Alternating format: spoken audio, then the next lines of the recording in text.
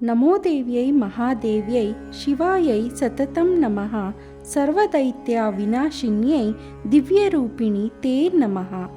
ಶ್ರೀ ದೇವಿ ಮಹಾತ್ಮೆ ಅಧ್ಯಾಯ 3. ದೇವಿಯಿಂದ ಮಹಿಷಾಸುರನ ಸೈನ್ಯ ನಾಶವಾದ ನಂತರ ಅವನು ಕೋಪಗೊಂಡವನಾಗಿ ತನ್ನ ಸೇನಾನಿ ಮತ್ತು ಆಪ್ತನಾದ ರಸಿಲೋಮನೆಂಬ ದೈತ್ಯನನ್ನು ಯುದ್ಧಕ್ಕೆ ಕಳುಹಿಸಿದನು.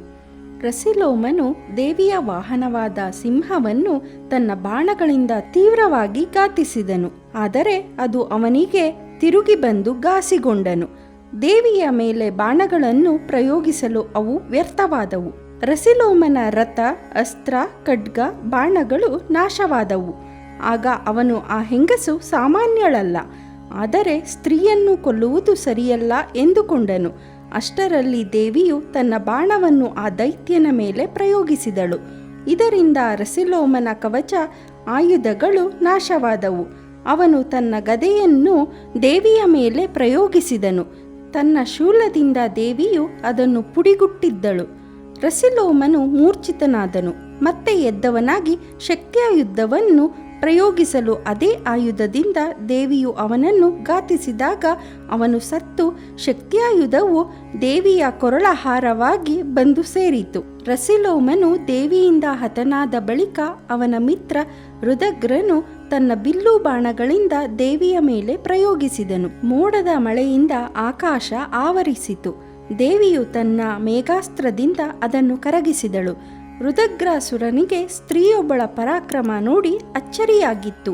ತ್ರಿಮೂರ್ತಿಗಳನ್ನು ಹೆದರಿಸಬಲ್ಲ ತಮ್ಮ ಬಾಣಗಳನ್ನು ಎದುರಿಸಿದ ಈಕೆ ಯಾರು ಎಂದುಕೊಂಡು, ನೀನಾರು?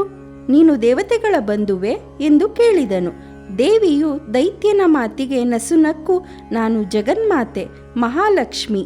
ನನ್ನ ಮಕ್ಕಳನ್ನು ರಕ್ಷಿಸಲು ನಿಮ್ಮ ಕುಲದ ನಾಶ ಮಾಡಲು ಇಲ್ಲಿಗೆ ಬಂದಿರುವೆ. ನಿನ್ನ ಮಹಿಷಾಸುರನಿಗೆ ಅವನ ಸಂಹಾರ ಸಮಯ ಸಮೀಪವಾಗಿದೆ ಎಂದು ತಿಳಿಸು ಎಂದು ನುಡಿದಳು. ಕುಪಿತನಾದ ರುದಗ್ರನು, ಈ ಮಹಿಷಾಸುರನಲ್ಲದೆ ತ್ರಿಲೋಕದಲ್ಲಿ ಪ್ರಬಲ ಪರಾಕ್ರಮಿ ಯಾರಿದ್ದಾರೆ? ಎಲ್ಲಿ ಆ ದೇವತೆಗಳು? ನೋಡು ನನ್ನ ಪರಾಕ್ರಮ ಎನ್ನುತ್ತಾ ಮಾಯಾಸ್ತ್ರವನ್ನೆಸೆದನು. ದೇವಿಯು ತನ್ನ ಲೀಲೆಯಿಂದ ರುದಗ್ರನ ರಥ, ಸಾರಥಿ, ಅಸ್ತ್ರ, ಸೈನ್ಯವನ್ನು ಒಂದೇ ಬಾಣದಿಂದ ಧ್ವಂಸಗೊಳಿಸಿದಳು. ಅವನ ಹಸ್ತವನ್ನು ಕತ್ತರಿಸಿದಳು. ದೈತ್ಯನು ಸಂಮೋಹನಾಸ್ತ್ರ ಪ್ರಯೋಗಿಸಿದನು. ಅದು ತಿರುಗುಬಾಣವಾಗಿ ದೈತ್ಯ ಸೇನೆ ಎಚ್ಚರ ತಪ್ಪಿ ಮಲಗಿತು. ಮತ್ತೆ ಅವನು ಶಾಂಭವಾಸ್ತ್ರವನ್ನು ಪ್ರಯೋಗಿಸಿದನು. ಆಗ ಸಾವಿರಾರು ಹುಲಿಗಳು, ರಕ್ಕಸರು, ಸಿಂಹ, ಶರಭಗಳು ಹುಟ್ಟಿದವು. ಪಾಶವನ್ನು ದೇವಿಯು ಪ್ರಯೋಗಿಸಲು ಅವನ ಮಾಯಾ ಸೃಷ್ಟಿ ಮಾಯವಾಗಿತ್ತು. ಗದೆಯನ್ನು ಅವನು ಎಸೆಯಲು ದೇವಿಯು ಬಾಣದಿಂದ ಅವನ ತಲೆಯನ್ನು ತುಂಡರಿಸಿದಳು. ಉಳಿದ ದೈತ್ಯರನ್ನು ದೇವಿಯು ಕೊಂದು ಹಾಕಿದಳು. ದೇವತೆಗಳು ಮಹಾದೇವಿಯನ್ನು ಮನಸಾರೆ ಸ್ತೋತ್ರಗೈದರು ಎಂಬಲ್ಲಿಗೆ ದೇವಿ ಮಹಾತ್ಮೆಯ 3ನೇ ಅಧ್ಯಾಯವು ಮುಕ್ತಾಯವಾಯಿತು.